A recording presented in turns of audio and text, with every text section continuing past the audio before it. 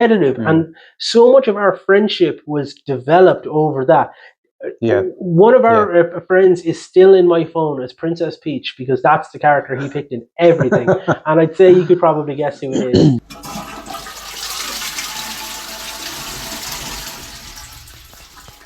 This intro was found lacking.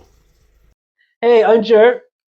And he is Rob. I wanted to talk to you today about something we touched on at the very end of last week's show when we mentioned gaming on the couch with your buddies. Oh, yeah. Where the fuck has that gone? I think we all got old. Is it that we got old, or is it that the market doesn't know we still want to do it?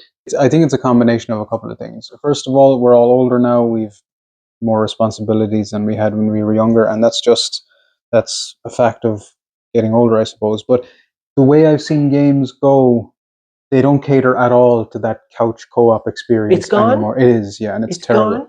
It's gone in favor of online multiplayer, which I think absolutely sucks. I really don't enjoy that experience. And are you talking like first-person shooters?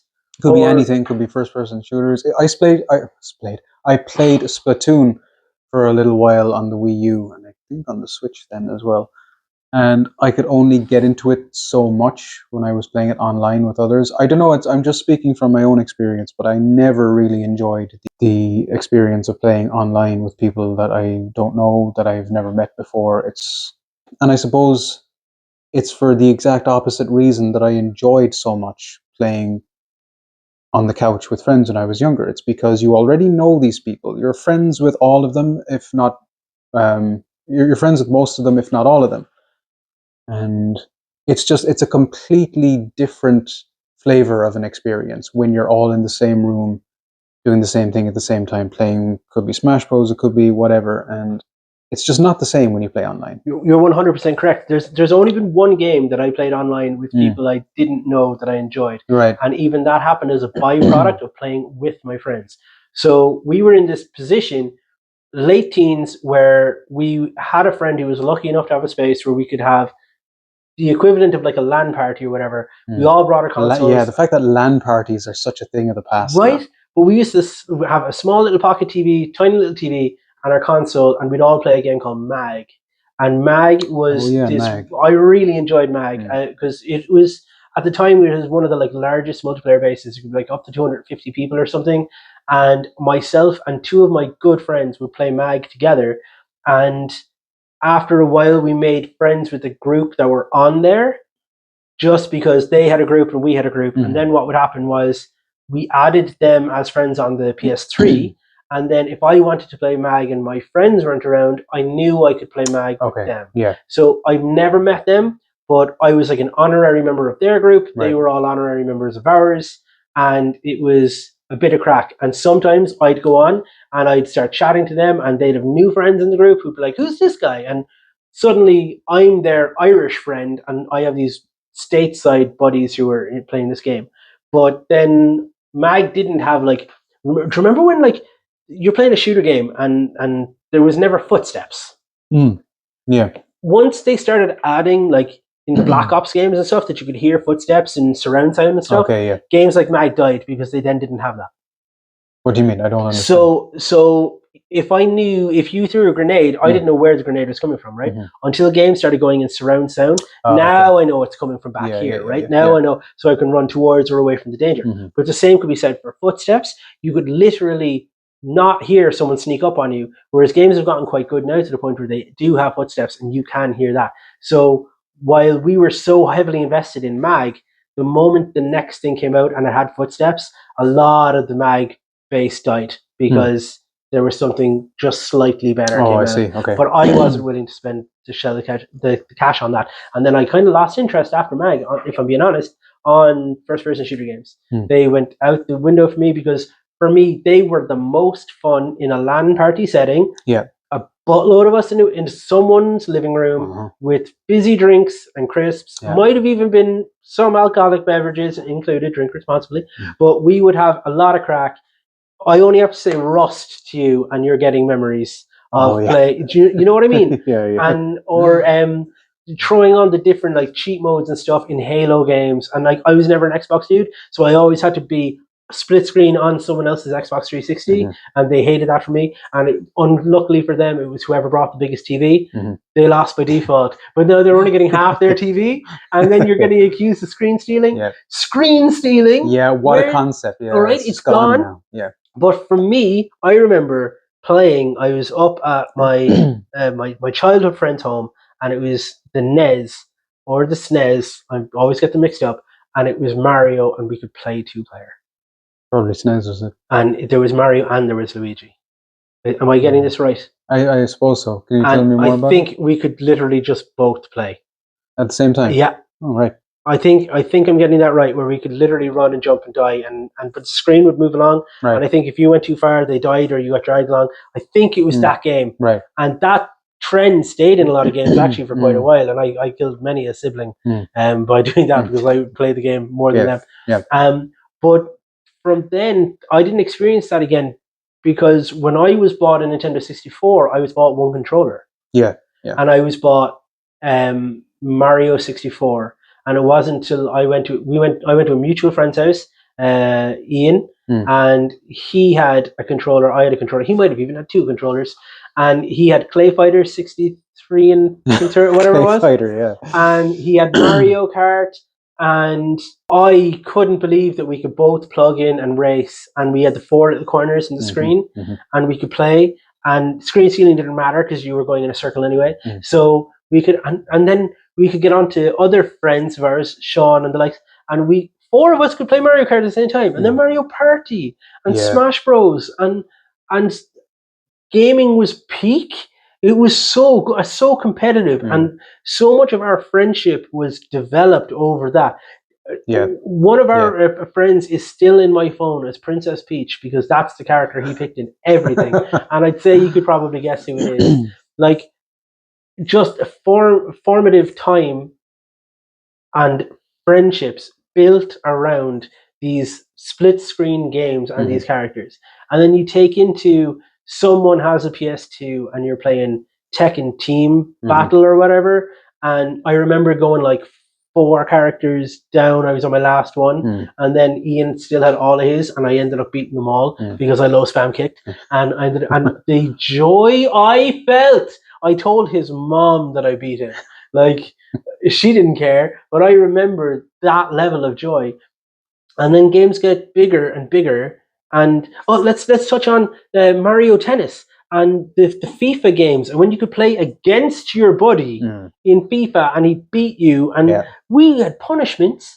If you lost by a certain amount of goals, we had to like apologize to each other. And like it was the crack that you could have was self-built fun based on this stuff. And then they were like, do you know what, lads? Now you can also do it online. But you know what that became? Now you can kind of only do it online. And now everyone... Right, yeah, I think you're exactly right. Online was an extra thing before. Now it's the only thing. Yeah. And you are either playing a solo campaign game or you're playing an MMO, and there's kind of no world in the middle of that. And that's missing in gaming for me. I used to love Lilac Wars or Star Fox, whatever you call it on the N64. And we used to take turns. And like one of us went to a level, and if somebody died, we passed the pad. Passing the pad, yeah. Man, for anyone who doesn't know, you would play a game, and if you tried something and you died, you had to pass it to the next guy, and he got to try, and he got to keep going till he died. And it was just winner stays on in a different form. And you'd learn from each other's mistakes. And it was so good, and you could just spend hours passing the pad, and it was multiplayer, but it wasn't. It was single player, but as a team, we're defeating this thing.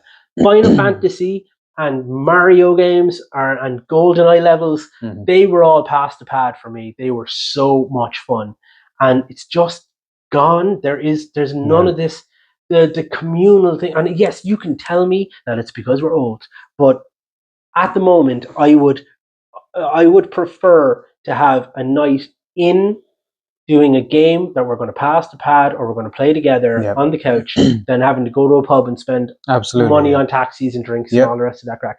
The closest thing that I have come to with that is something like Borderlands, where I spent a few years living with some friends of mine, and they kept the spirit of the LAN party alive longer than anyone else I know. and they would both have TVs set up in the living room, and they'd be playing the same game on their own screens, and they're playing they're playing alongside each other, and I would watch this, and they were having so much fun. And to this day, they still try to meet up. And Borderlands 4 just came out, and I know they're really hoping to play that together as such. But schedules don't always line up in these situations. And I found that to keep up a conversation with them, I'm trying to play Borderlands, but it's just not as much fun on your own. No, it's not the same. It's not the same. And even if you're both playing at home, I find that's also not the same, because my house is different to yours. And maybe I have kids in my gaff, so I can't be making noise after 8 o'clock. And to you, 8 o'clock, doesn't matter if it's 8 o'clock at night. You can do whatever you want to do. So I'm kind of whispering, quieting in your and it's the fun just isn't there. Everyone being on the couch, getting hopped up on fizzy drinks and munchies and biscuits, and just having the crack. Not having any cares about anything other than what's on the screen. Watching your friend fail the same jump every single time until you have to say, "Just, do you want me to do it for you? Do I have to do it for you?" Like everyone who's played games in a group like that has those memories, and I really feel it's missing. And I want that to change, please, because I would love to play games when my kids are old enough. I want to be able to play games with them. And yes, we can throw on Mario Kart. It's probably the best example of it still. Like, to be fair, surviving. Nintendo are probably the best when it comes to any kind of couch co-op experiences that exist now. Nintendo would be probably behind those. There aren't many other ones. Like, yeah, you can throw on like a really modern day Street Fighter, but to me, or Tekken or whatever it might be on a PlayStation or whatever console, but they don't have the. I think those games have almost started to take themselves too seriously. Yeah, they don't have the accessibility they had before. Yeah, you used to be able to just kind of go in and button bash, and you might swing a win, but now. It might be the ease of the internet. People they know, like, oh no, his best move is up, down, left, right, right, and they do that. Whereas there's true competition in something as silly as Mario Kart. What I'd love again, and I don't know if it will ever happen again in the same way it did when the Wii came out, I'd love another Wii Sports. Oh yeah. Because the Wii Sports was a surprise smash when it came out. Now, everybody had a copy of it because it came bundled with the console.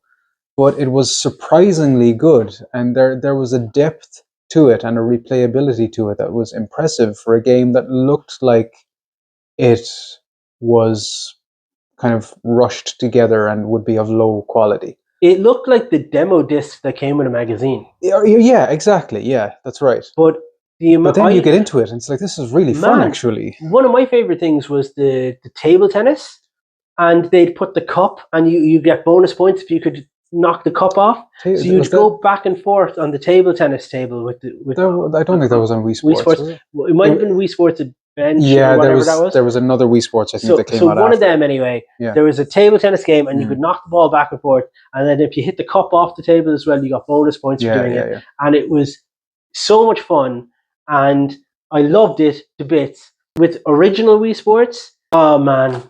There had the boxing, didn't it? There was boxing, yeah. There was boxing, baseball, tennis, bowling, and golf. The golf was incredible. Yeah, golf and bowling were the two. Like, I had so much fun with friends playing. Oh my god, I could do the bowling. I'd play the bowling right now if I like the bowling, the golf, and the tennis one. Again, I'm going to mention one of our mutual friends, Ian. I believe we were in his living room, and his mum had this lovely.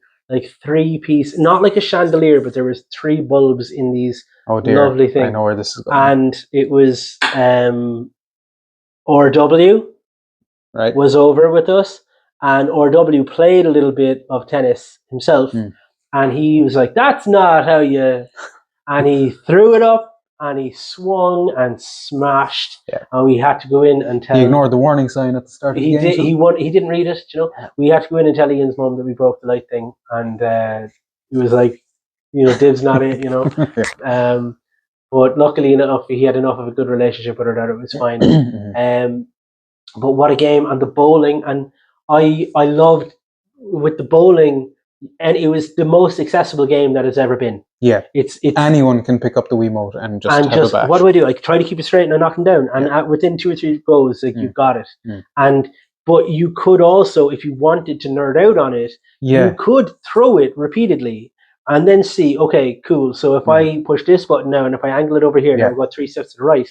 Now my throw is perfectly straight. Like people who had no interest could get interested in it. People who had the interest, there was enough complexity there to keep them hooked for a while. I remember playing at your house, and you lost your mind when I got a turkey.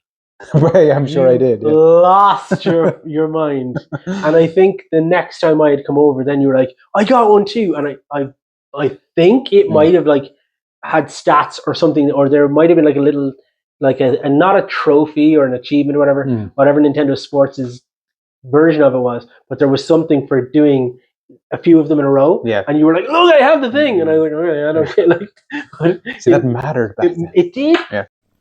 Hey guys, it's Ger from the Found Lacking podcast. Since we recorded that last episode, we realised that the receivers for the mic had actually died, so the audio was incomplete, and we end up going on a bit of a rambling tangent. That's why at the start we mentioned couch co-op, but by the end of it we haven't actually really got there. We did have a 40-minute conversation that is just going to be lost to the annals of time. It's a bit of our Tenacious D tribute kind of episode where we'll always have the memories, you know? We're going to try to capture that spirit going forward. We have also been listening to the comments. I've gone to Reddit, I've gone to TikTok, I've gone to YouTube, Twitch, Instagram, and I've seen some of the DMs and some of the comments below where people have said that our audio quality isn't great. That's true. We had bought some really cheap microphones from, I won't say where, and we were recording with those, and they weren't very good. So we have since invested in an Elgato Wave 3. We also got a webcam in case we decide to do some streaming. We got some capture cards and some HDMIs and stuff. A little bit of investment because we do want to listen to you guys. We do want to get your feedback, whether that's improvements, suggestions, topics you'd like us to cover. I see you, Rob, not Rob, the co-host, but I see you, Rob, on YouTube mentioning, what did you guys think of the GTA 6 trailer? I saw that. I'd love to discuss that. I'd love to discuss more like that. If there's anything else that you want us to talk about, get into the comment sections and just give us some guidance as to what kind of content you want to listen to, because that's what we want to provide you with.